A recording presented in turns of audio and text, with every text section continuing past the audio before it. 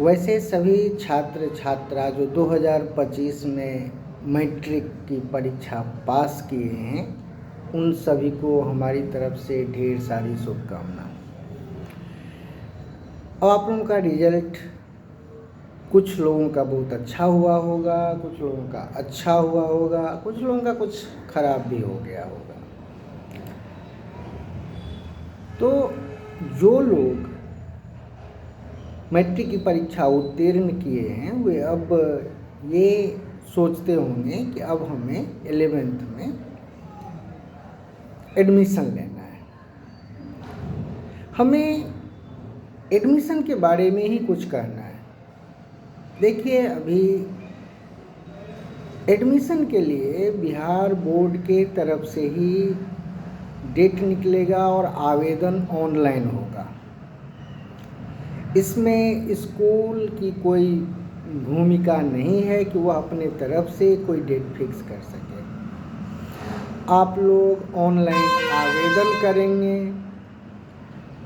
आवेदन के समय आप लोगों को स्कूल के लिए चॉइस मांगा जाएगा। वह चॉइस 10 स्कूल के चॉइस होंगे। हमें मुख्य रूप से और उसी 10 चॉइस के बारे में बात करनी है। आप लोग किस तरह का चॉइस देंगे? चॉइस देने से पहले आप लोग ये समझ लें कि हमें कौन से विषय रखने हैं और जिस स्कूल का हम चॉइस दे रहे हैं उस स्कूल में उस विषय के शिक्षक उपलब्ध हैं या नहीं। कहने का मतलब ये है कि आप जो विषय रखना चाहते हैं उस विषय के शिक्षक जिस स्कूल में हैं उसी स्कूल का चॉइस दीजिए। आप चॉइस देने के समय ये नहीं देखें कि यह स्कूल हमारे घर के नज़दीक में है, शिक्षक हो या न हो, और उस स्कूल का आप चॉइस दे देते हैं तो फिर स्कूल थोड़े पढ़ाएगा तो शिक्षक ही, और शिक्षक उस विषय के शिक्षक हैं ही नहीं। तो फिर इस तरह के चॉइस देने से क्या फ़ायदे होंगे? तो सर्वप्रथम आप ये देखें कि जो विषय आपको लेने हैं उस विषय के शिक्षक उस स्कूल में होनी चाहिए। मान लीजिए कि अब 5 विषय मुख्य रूप से होते हैं जो आप रखते हैं और वो 5 विषय के शिक्षक किसी स्कूल में हैं ही नहीं। तब कौन सा स्कूल है? तो आप ये देखें कि किस स्कूल में मैक्सिमम विषय के शिक्षक हैं।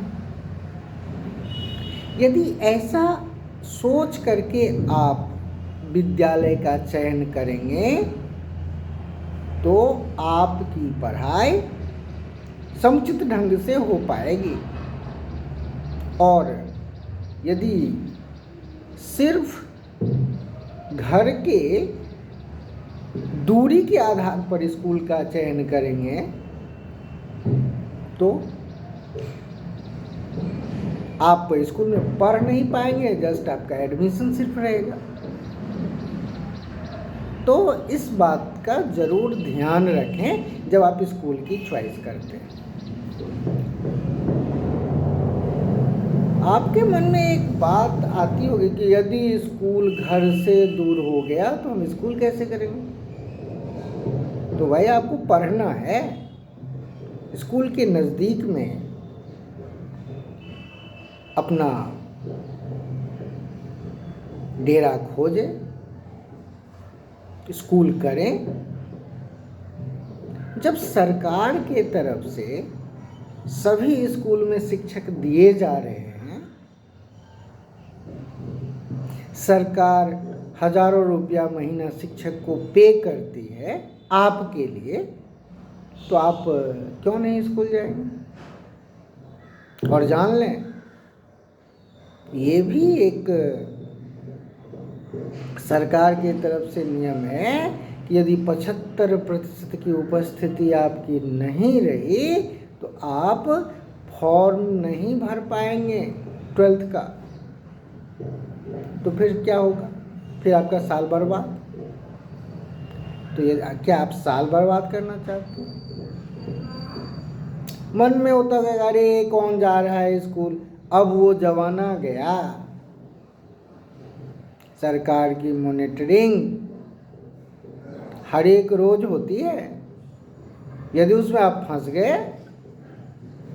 और आप अनुपस्थित पाए गए तो आप फॉर्म नहीं भी भर सकते हैं। इस बात का जरूर ध्यान रखें।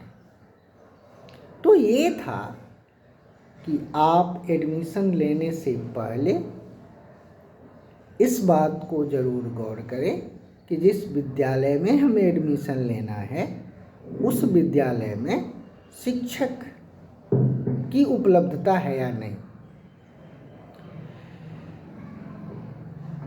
एक और इम्पोर्टेंट बात करनी है। जब आप 11वीं में एडमिशन लें तो अतिरिक्त विषय के रूप में कंप्यूटर साइंस जरूर लें, क्योंकि मैक्सिमम स्कूल में कंप्यूटर के शिक्षक उपलब्ध हैं। कंप्यूटर ही एक ऐसा विषय है जिसके टीचर मैक्सिमम स्कूल में उपलब्ध हैं। तो कंप्यूटर साइंस अतिरिक्त विषय के रूप में आप जरूर रखें, क्योंकि आज की दुनिया में आप बिना कंप्यूटर ज्ञान के कुछ कर तो सकते नहीं। इसलिए अतिरिक्त विषय के रूप में कंप्यूटर सब्जेक्ट आप रख सकते हैं। जो विज्ञान रखना चाहते हैं वह अतिरिक्त विषय के रूप में भी एक सब्जेक्ट रख सकते हैं। बहुत सारे बच्चों के मन में ये बातें रहती है कि क्या हम हिंदी और उर्दू दोनों साथ साथ पढ़ सकते हैं? हाँ, आप बिल्कुल हिंदी और उर्दू रख सकते हैं। यदि आप चाहें कि हम अंग्रेजी नहीं पढ़ें तो इसमें कोई समस्या नहीं। आप हिंदी और उर्दू दोनों रख सकते हैं। इसलिए इसके लिए चिंता करने की ज़रूरत नहीं है। इस चैनल को ज़रूर सब्सक्राइब करें, शेयर करें। हम इस चैनल के माध्यम से समय समय पर आपके लिए सरल भाषा में जानकारी देने की कोशिश करेंगे और वीडियो के माध्यम से सब्जेक्ट ज्ञान भी देने की कोशिश की जाएगी। वह विभिन्न क्लासों के लिए जो मिडिल से लेकर 10+2 तक के क्लास हो सकते हैं। इसलिए इस चैनल से जुड़े रहें और इसको सब्सक्राइब करें, शेयर करें। धन्यवाद। फिर किसी दूसरे वीडियो